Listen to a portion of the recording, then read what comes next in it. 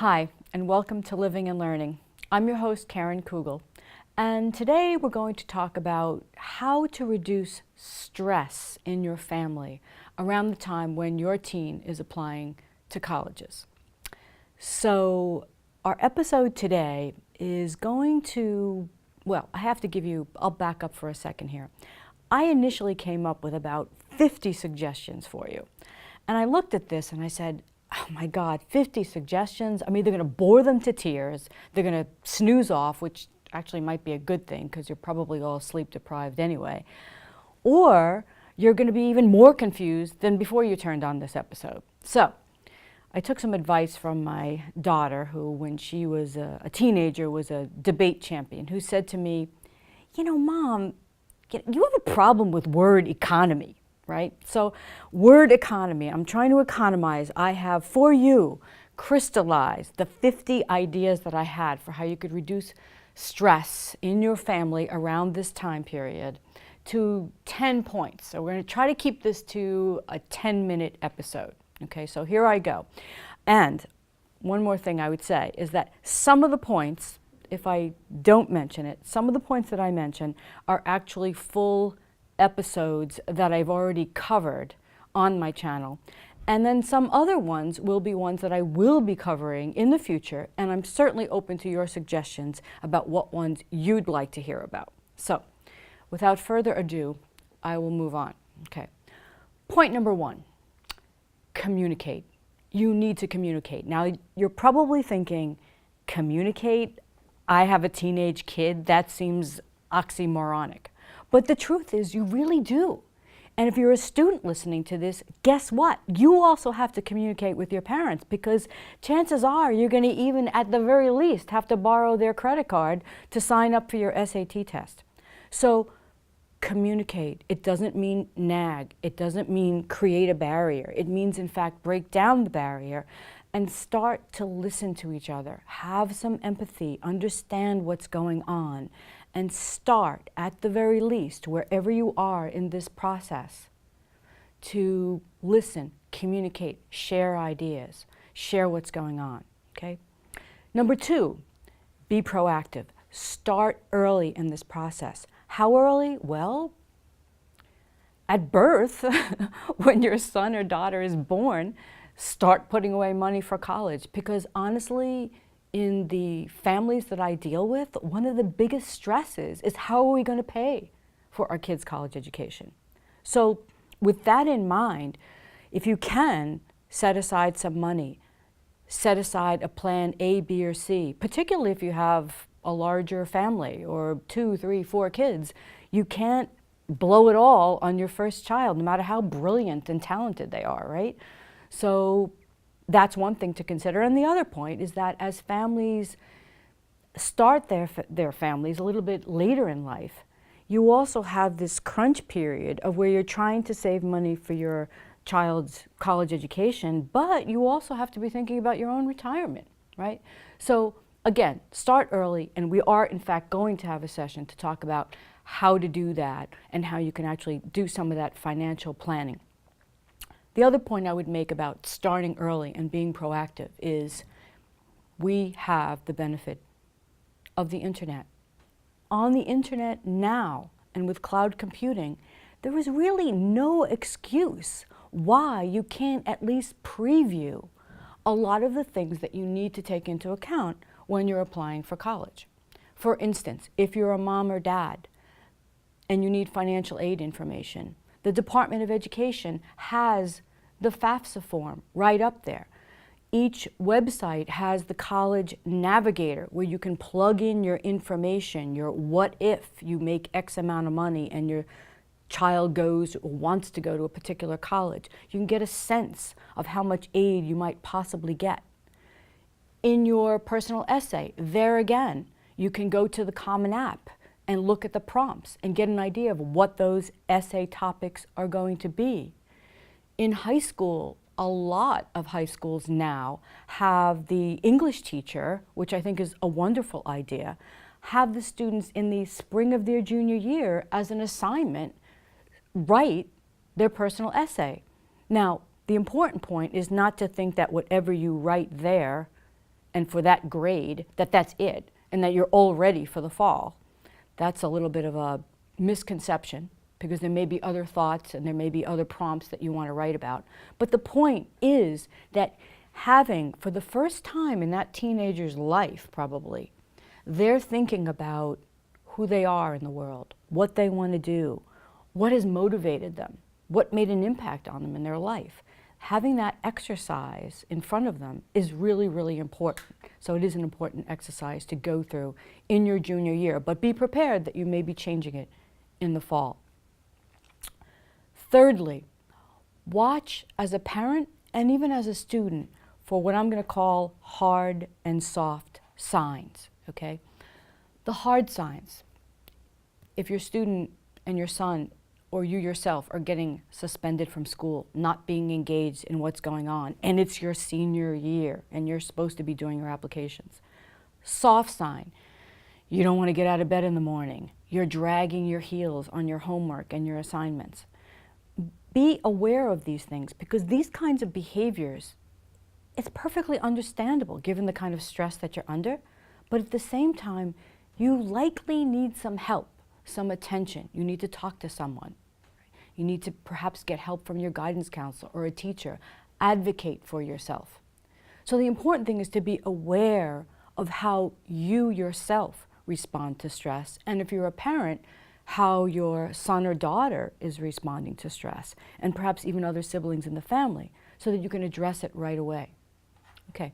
Number 4, this is a process that has a lot of deadlines associated with it. And for your teenager, this may be the first time in their life that they've ever had to keep track of so many things within such a short period of time. So we all are, in many ways, visual learners, or most of us are very strong visual learners. So think about creating some visual, a calendar, a list, something big that could be stuck in a room, for example, in your teenager's room. I had a student, for example, who knew that they wanted to go to certain schools. They had their target schools. So they had pictures of each of the schools that they wanted to go to, their top 5, on top, right?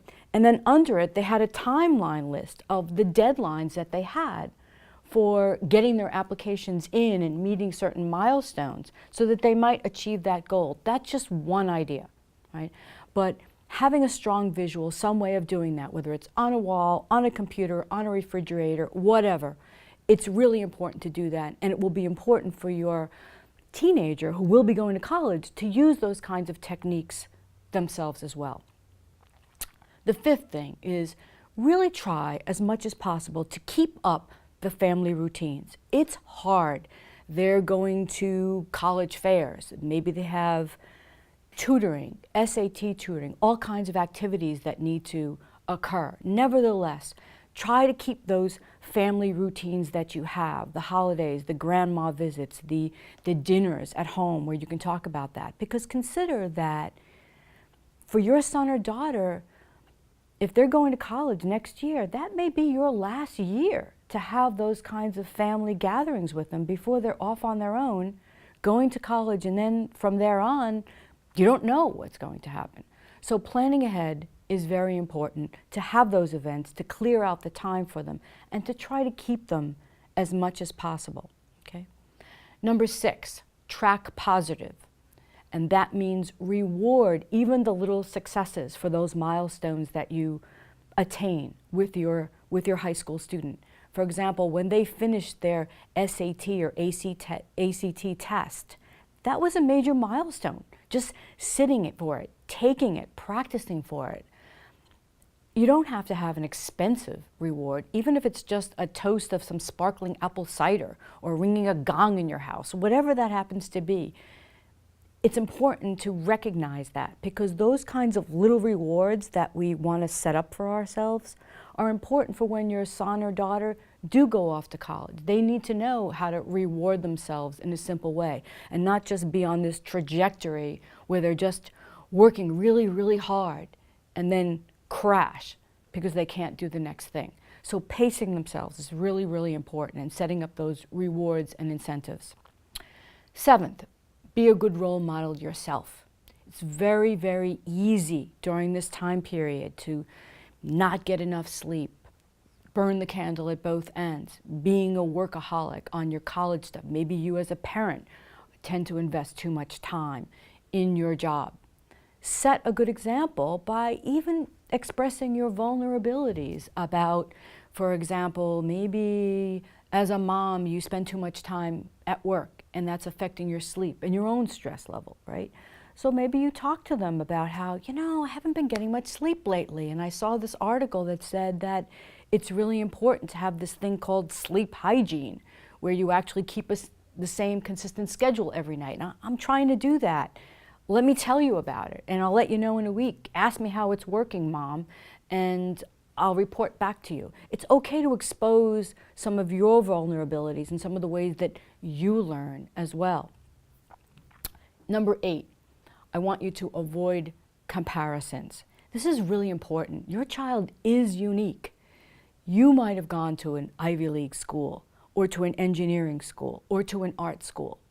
Maybe there are other kids in your child's school that are far more disciplined than your child seems to be. Honestly, you do have to take your own child's experience, background, preferences, habits into account. There is nothing that says that your child has to follow in lockstep with everyone else, that when they're 18 years old, they have to move on to college. Consider a gap year. Consider some alternative approaches to even going to a 4-year college in the first place. There's nothing wrong with doing things in steps, and in many cases, it may be more effective, a more successful approach for you and your family and your child, and maybe less expensive in the long run, okay? Number 9, you want to ask for help when you need it, when you see it. We talked earlier about the hard and the soft signs, but also encourage your child to ask for help when they need it too. Guidance counselors are often a good first approach. There may be resources within the school system. Maybe a social worker is on hand. Maybe there is a minister or a priest or a rabbi who can help. A good teacher or a coach, if not the parents themselves, to help your child when they need it, with subjects, with SAT, with social issues, with dealing with stress, with the whole application process itself. Number 10, remember that this process, even though you as a family and as a parent can help a lot, and if nothing else, clearly you're going to try to do what you can to support them financially through this process. But nevertheless, it still should be student-directed. Your son or daughter, in some cases that's plural if you have twins and more than one going through the process, need to go through this, in many ways, direct it themselves. So there was a college admissions officer who once gave a talk, and I think she described it in a really useful way. She said, it is your child's journey through adulthood, through this next step, important step in their life, and it's their life. So think of it as them embarking on a boat. You can be at the shore. You can help them pack, make sure they have the lifeguard gear and the right panel and all of that. But nevertheless, let them get into the boat. Do not get into the boat with them. That's extremely important that you remember that. Empower them, support them, help them think through the solutions on their own instead of just saying, you should be doing this, or don't forget that you have a deadline. Make an appointment, say, gee, it seems like you're distracted these days. What's going on? If it is the college stress and the application that's causing some of this problem, say, why don't you make a list of some of the things that are on your mind right now and come up with some ideas on how you get through them, and maybe you and I can talk about it tonight, or you and Dad and I can sit down and go through what's on your mind, and we can maybe help you bounce off some of the solutions with us. Maybe we can help you with that. In other words, get them thinking about their own solutions as opposed to handing them to them, okay? So to sum up, I think the most important thing is going back to the first point about communication. If you do not communicate with your son or daughter and they're not communicating with you, none of this stuff is going to work.